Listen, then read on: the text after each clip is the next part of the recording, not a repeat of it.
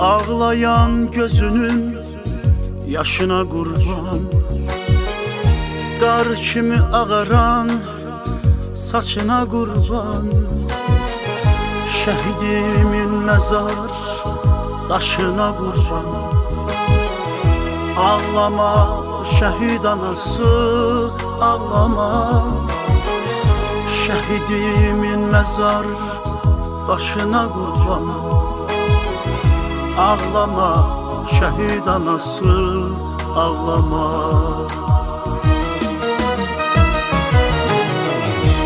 Həyat yaranandan üzü qaradır. İnsanlar çoxalıb dünyada dərdir. Dərdi olanlara təsəlli yardır. Ağlama şəhid anası,